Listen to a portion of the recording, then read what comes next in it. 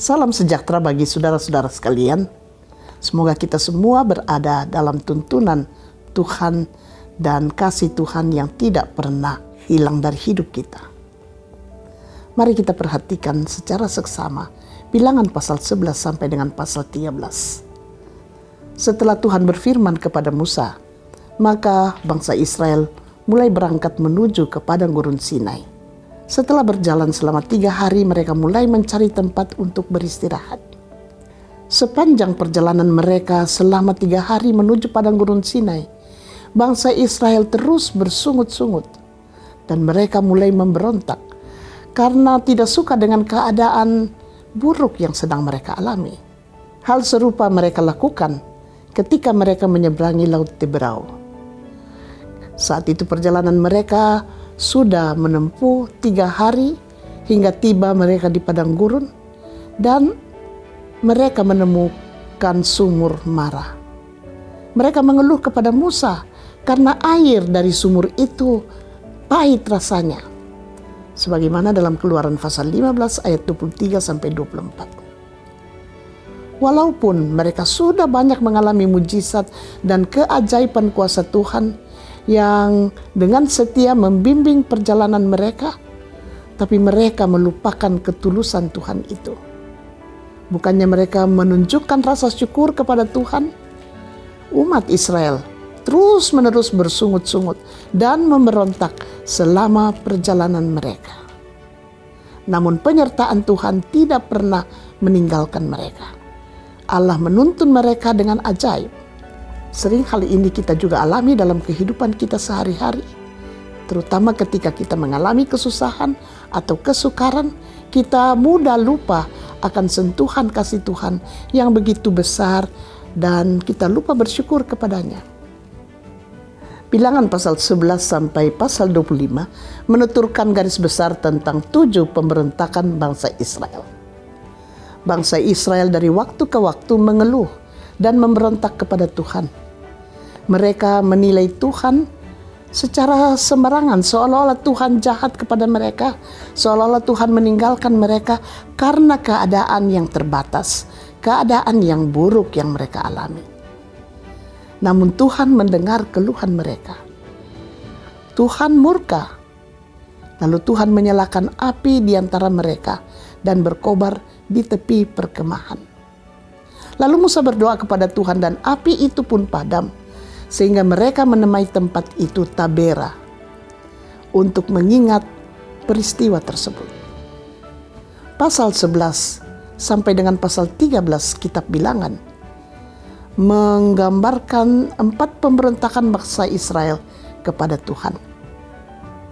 Pemberontakan itu meliputi penilaian atau perkataan buruk yang mereka katakan kepada Tuhan. Pemberontakan kedua yaitu keserakahan dan nafsu rakus di tengah-tengah mereka. Dan pemberontakan atau kebencian ketiga yaitu Miriam dan Harun yang mengata-ngatai dan menuduh Musa. Pemberontakan atau kebencian keempat yaitu kisah tentang pengintaian atau pengamatan ke tanah Kanaan dan hidup nomaden di padang gurun. Setelah bangsa Israel berjalan selang 3 hari di padang gurun Sinai, mereka memberontak dan berkata buruk satu sama lain. Dan perkataan buruk itu didengar oleh Tuhan. Keluhan itu berulang kali diucapkan oleh mereka. Dalam Bilangan pasal 11 ayat 4-35, bangsa Israel diceritakan mengingat makanan enak yang mereka dapatkan di Mesir. Dan karena itu mereka mengeluh terhadap manna yang diberikan Tuhan kepada mereka. Manna itu seperti ketumbar dan kelihatannya seperti damar. Di sini mereka lupa bersyukur terhadap makanan sehari-hari yang Tuhan berikan kepada mereka. Mereka justru mengingat makanan enak ketika mereka menjadi budak di Mesir. Karena itulah mereka memberontak lagi kepada Tuhan. Dalam Bilangan pasal 12 ayat 1-16 diceritakan mengenai Miriam dan Harun yang mengeluh kepada Musa dan mengata-ngatai Musa mengenai kepemimpinannya. Dan ini membuat Tuhan murka kepada mereka dan menimpakan penyakit kepada mereka berdua. Dalam pasal 13 diceritakan mengenai 12 pengintai mewakili setiap suku Israel yang disuruh ke tanah Kanaan. 10 di antara ke-12 pengintai itu melihat realitas dengan tidak beriman, kecuali Yosua dan Kaleb yang melihat realitas itu dalam kepercayaan akan penyertaan Tuhan. 10 pengintai hanya melihat raksasa, sedangkan yang 2 melihat masa depan di tanah perjanjian yang disediakan Tuhan. Iman ke-10 pengintai menjadi goyah, namun 2 pengintai lain justru memperteguh imannya kepada Tuhan. Keluhan ke-10 pengintai dan juga umat Israel itu merefleksikan ketidakpercayaan mereka kepada Tuhan. Bangsa Israel mulai mengeluh tentang keadaan mereka terhadap apa yang akan mereka alami saat berhadapan dengan orang asing di tanah Kanaan. Pada akhirnya keluhan itu semakin meluas, apalagi diintervensi juga oleh para pemimpin Israel yang menciptakan sebuah tragedi dalam arti menggambarkan kehancuran bangsa Israel di padang gurun Sinai. Firman Tuhan ini memperingatkan kepada kita bahwa keluhan sekecil apapun yang timbul dalam diri kita dapat menghancurkan kepercayaan atau iman kita kepada Tuhan. Kini mari kita membaca bersama Kitab Bilangan pasal 11 sampai 13.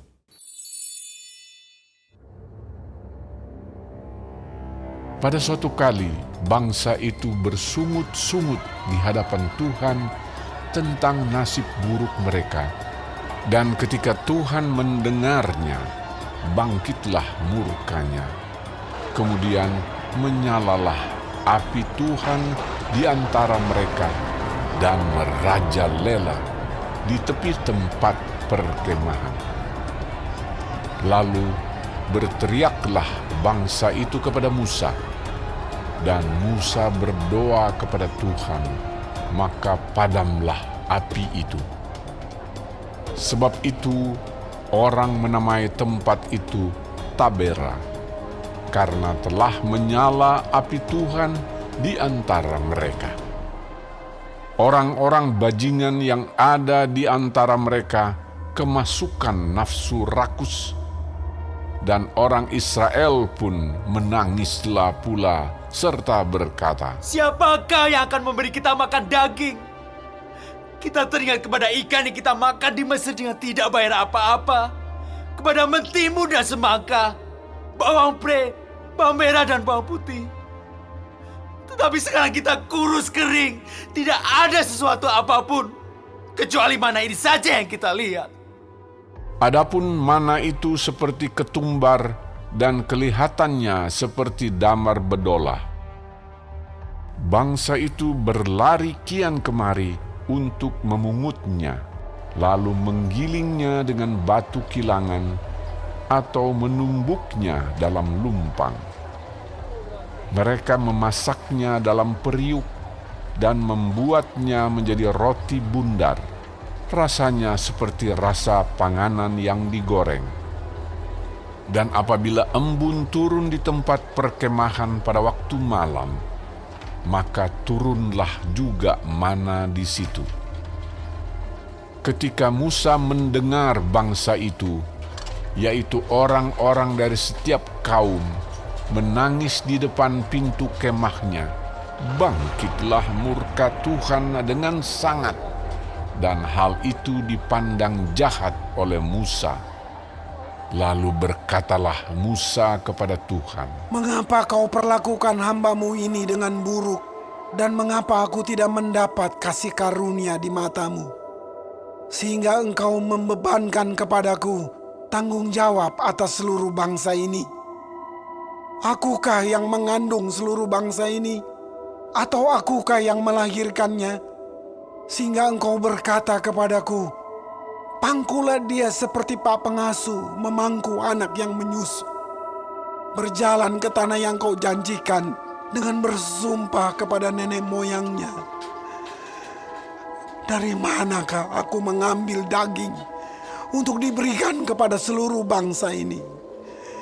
Sebab mereka menangis kepadaku dengan berkata, berilah kami daging untuk dimakan.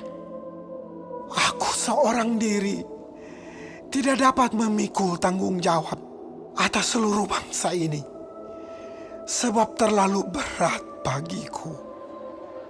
Jika engkau berlaku demikian kepadaku, sebaiknya engkau membunuh aku saja. Jika aku mendapat kasih karunia di matamu, supaya aku tidak harus melihat celakaku. Lalu berfirmanlah Tuhan kepada Musa, Kumpulkanlah di hadapanku dari antara para tua-tua Israel 70 orang, yang kau ketahui menjadi tua-tua bangsa dan pengatur pasukannya. Kemudian bawalah mereka ke kemah pertemuan, supaya mereka berdiri di sana bersama-sama dengan engkau. Maka aku akan turun dan berbicara dengan engkau di sana. Lalu sebagian dari roh yang hinggap padamu itu akan kuambil dan kutaruh atas mereka. Maka mereka bersama-sama dengan engkau akan memikul tanggung jawab atas bangsa itu. Jadi tidak usah lagi engkau seorang diri memikulnya. Tetapi kepada bangsa itu haruslah kau katakan, kuduskanlah dirimu untuk besok, maka kamu akan makan daging. Sebab kamu telah menangis di hadapan Tuhan dengan berkata, siapakah yang akan memberi kami makan daging? Begitu baik keadaan kita di Mesir, bukan? Tuhan akan memberi kamu daging untuk dimakan. Bukan hanya 1 hari kamu akan memakannya, bukan 2 hari, bukan 5 hari, bukan 10 hari, bukan 20 hari, tetapi genap sebulan lamanya, sampai keluar dari dalam hidungmu, dan sampai kamu muak karena kamu telah menolak Tuhan yang ada di tengah-tengah kamu dan menangis di hadapannya dengan berkata, untuk apakah kita keluar dari Mesir? tetapi kata Musa, Bangsa yang ada bersama aku ini berjumlah 600.000 orang berjalan kaki.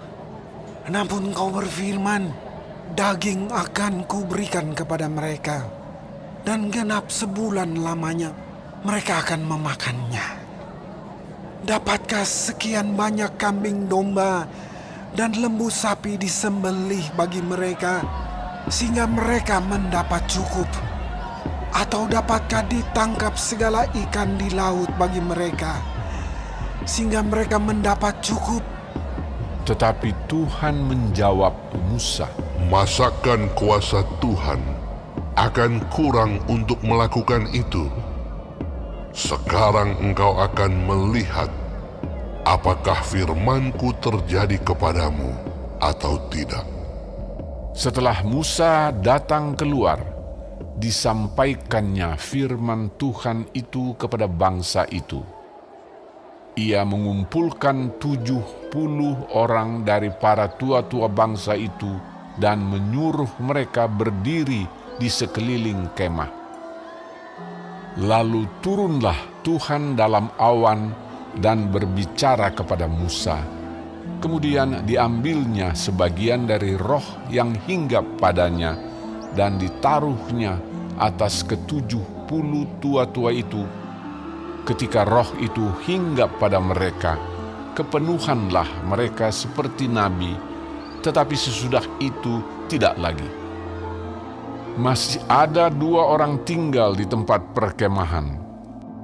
Yang seorang bernama Eldad, yang lain bernama Medad. Ketika roh itu hinggap pada mereka, mereka itu termasuk orang-orang yang dicatat, tetapi tidak turut pergi ke kemah. Maka kepenuhanlah mereka seperti nabi di tempat perkemahan. Lalu berlarilah seorang muda memberitahukan kepada Musa, Eldad dan Medad kepenuhan seperti nabi di tempat perkemahan. Maka menjawablah Yosua bin Nun yang sejak mudanya menjadi abdi Musa. Tuanku Musa, cegahlah mereka. Tetapi Musa berkata kepadanya, Apakah engkau begitu giat mendukung diriku? Kalau seluruh umat Tuhan menjadi nabi, oleh karena Tuhan memberi rohnya hinggap kepada mereka. Kemudian kembalilah Musa ke tempat perkemahan, dia dan para tua-tua Israel. Lalu bertiuplah angin yang dari Tuhan asalnya. Dibawanyalah burung-burung puyuh dari sebelah laut dan dihamburkannya ke atas tempat perkemahan dan di sekelilingnya, kira-kira sehari perjalanan jauhnya ke segala penjuru, dan kira-kira 2 hasta tingginya dari atas muka bumi. Lalu sepanjang hari dan sepanjang malam itu dan sepanjang hari esoknya, bangkitlah bangsa itu mengumpulkan burung-burung puyuh itu.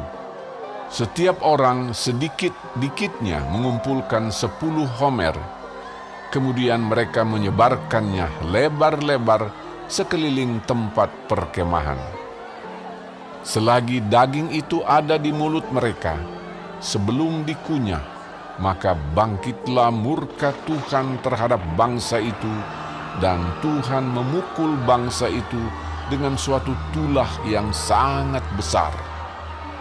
Sebab itu dinamailah tempat itu Kibrot Ta'awa, karena di sanalah dikuburkan orang-orang yang bernafsu rakus. Dari Kibrot Ta'awa berangkatlah bangsa itu ke Hazerot, dan mereka tinggal di situ.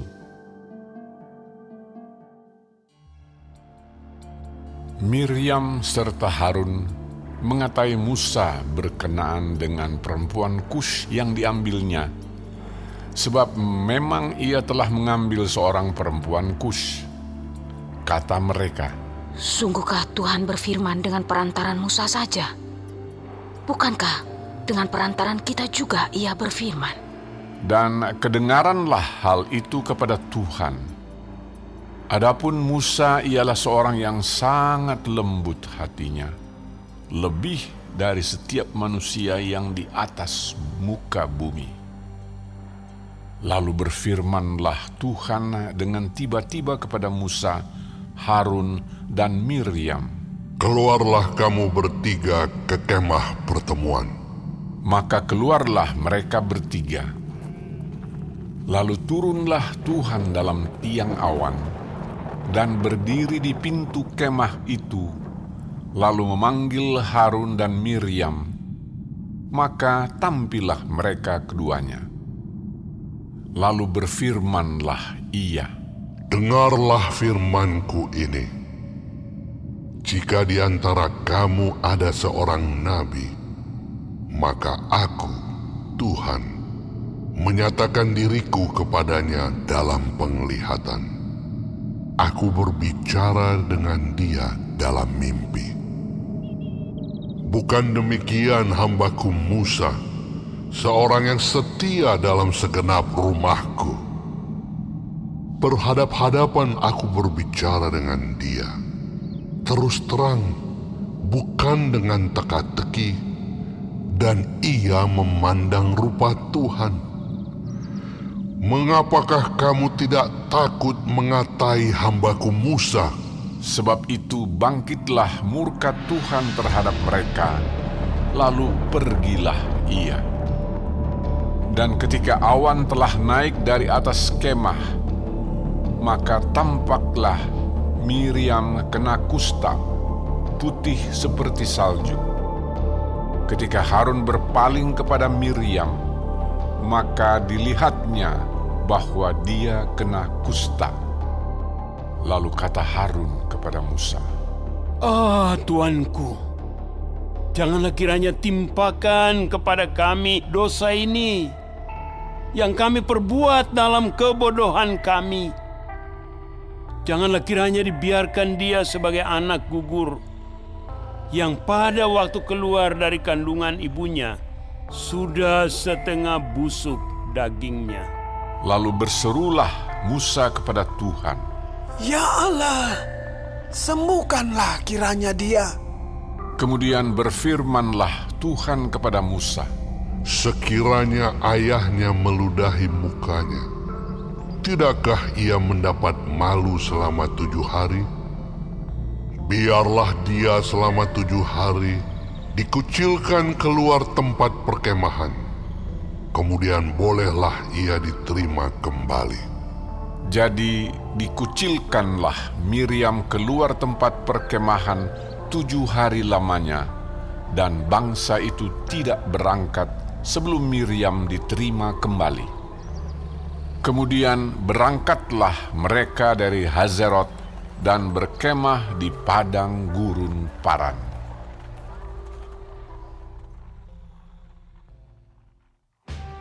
Tuhan berfirman kepada Musa, Suruhlah beberapa orang mengintai tanah Kanaan yang akan kuberikan kepada orang Israel. Dari setiap suku nenek moyang mereka, haruslah kau suruh seorang, semuanya pemimpin-pemimpin di antara mereka. Lalu Musa menyuruh mereka dari padang gurun Paran sesuai dengan titah Tuhan.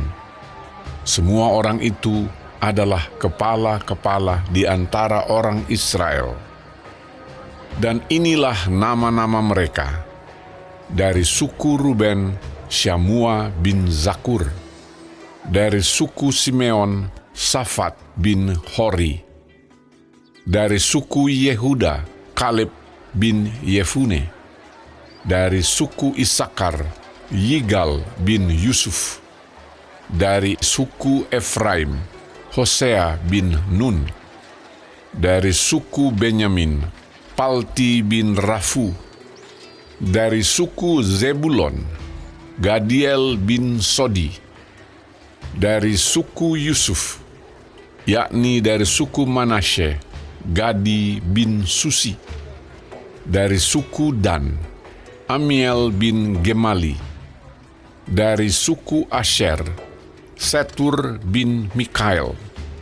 Dari suku Naftali, Nahbi bin Wofsi. Dari suku Gad, Guel bin Makki. Itulah nama orang-orang yang disuruh Musa untuk mengintai negeri itu, dan Musa menamai Hosea bin Nun itu Yosua.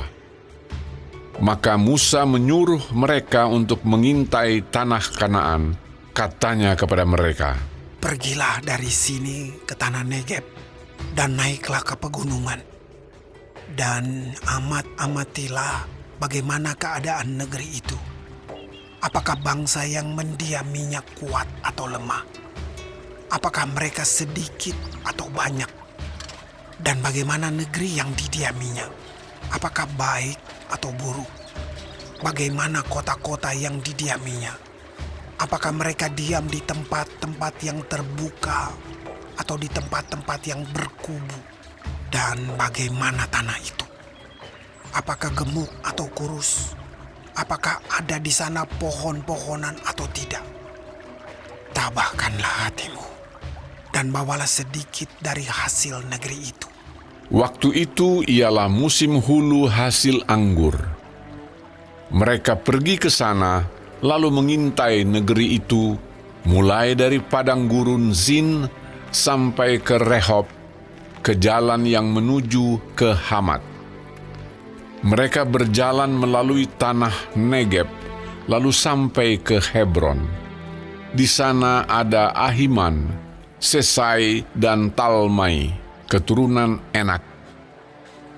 Hebron didirikan 7 tahun lebih dahulu dari Soan di Mesir. Ketika mereka sampai ke lembah Eskol, dipotong merekalah di sana suatu cabang dengan setandan buah anggurnya. Lalu berdualah mereka menggandarnya. Juga mereka membawa beberapa buah delima dan buah ara. Tempat itu dinamai orang Lembah Eskol karena tandan buah anggur yang dipotong orang Israel di sana. Sesudah lewat 40 hari, pulanglah mereka dari pengintaian negeri itu dan langsung datang kepada Musa, Harun, dan segenap umat Israel di Kadesh, di padang gurun Paran. Mereka membawa pulang kabar kepada keduanya dan kepada segenap umat itu dan memperlihatkan kepada sekaliannya hasil negeri itu. Mereka menceritakan kepadanya, "Kami sudah masuk ke negeri kemana kau suruh kami. Dan memang negeri itu berlimpah-limpah susu dan madunya. Dan inilah hasilnya. Hanya bangsa yang diam di negeri itu kuat-kuat. Dan kota-kotanya berkubu dan sangat besar. Juga keturunan Enak telah kami lihat di sana. Orang Amalek diam di tanah Negeb. Orang Het, orang Yebus, dan orang Amori diam di pegunungan. Orang Kanaan diam sepanjang laut dan sepanjang tepi sungai Yordan." Kemudian Kaleb mencoba menenteramkan hati bangsa itu di hadapan Musa, katanya, "Tidak, kita akan maju dan menduduki negeri itu, sebab kita pasti akan mengalahkannya." Tetapi orang-orang yang pergi ke sana bersama-sama dengan dia berkata, "Kita tidak dapat maju menyerang bangsa itu, karena mereka lebih kuat daripada kita." Juga mereka menyampaikan kepada orang Israel kabar busuk tentang negeri yang diintai mereka dengan berkata, "Negeri yang telah kami lalui untuk diintai adalah suatu negeri yang memakan penduduknya. Dan semua orang yang kami lihat di sana adalah orang-orang yang tinggi-tinggi perawakannya. Juga kami lihat di sana orang-orang raksasa, orang Enak yang berasal dari orang-orang raksasa. Dan kami lihat diri kami seperti belalang. Dan demikian juga mereka terhadap kami.